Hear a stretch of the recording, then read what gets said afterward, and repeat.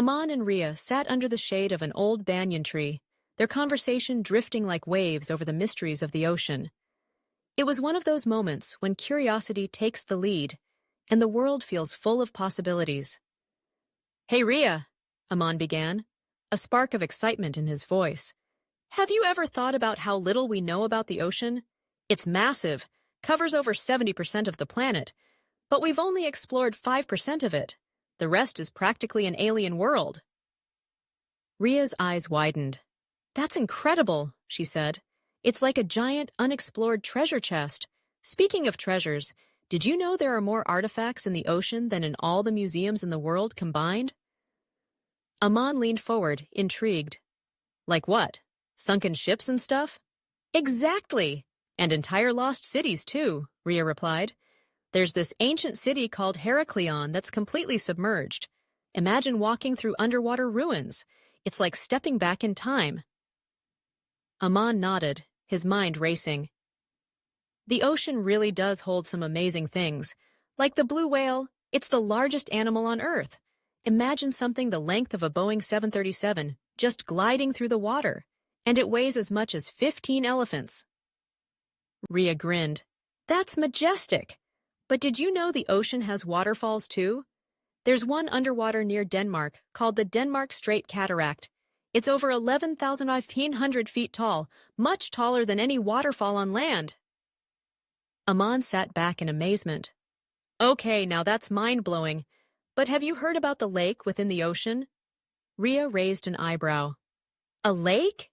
In the ocean? How does that even work?" "It's called a brine pool," Aman explained. "The water is so salty that it doesn't mix with the rest of the ocean, so it forms its own lake. It even has ripples and a shoreline." Riya laughed in disbelief. "That sounds like something straight out of a fantasy novel. And speaking of fantastical things, have you heard about bioluminescent creatures? Down in the deep sea, where sunlight doesn't reach, animals like the anglerfish literally glow in the dark." Aman's eyes lit up. "Like stars in the ocean! Nature is amazing! Oh, and get this. The ocean has 20 million tons of gold dissolved in it." Ria's jaw dropped. "Gold? In the ocean? Why isn't anyone mining it?" Aman shrugged. "Too expensive to extract, apparently. But it's there, just waiting. And the ocean is full of surprises like that. Did you know there's a tiny shrimp called the pistol shrimp? It snaps its claws so fast that it creates a sound louder than a gunshot. It even stuns its prey with the shockwave." Riya shook her head in disbelief. "That's incredible. The ocean is like a world full of tiny superheroes. But here's something even crazier. The ocean produces most of the oxygen we breathe." Aman looked skeptical.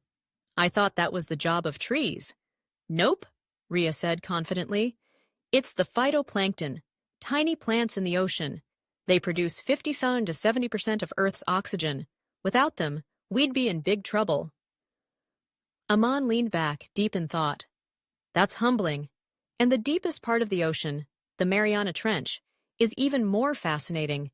It's over 36,000 feet deep, and life still exists there. Can you believe that?" Riya nodded slowly. "The ocean is mysterious, beautiful, and full of stories waiting to be discovered. It's like we've only just begun to understand it." Their conversation drifted into silence for a moment, both lost in thought, imagining the vast, hidden world beneath the waves. The ocean had cast its spell on them, filling their minds with wonder and curiosity.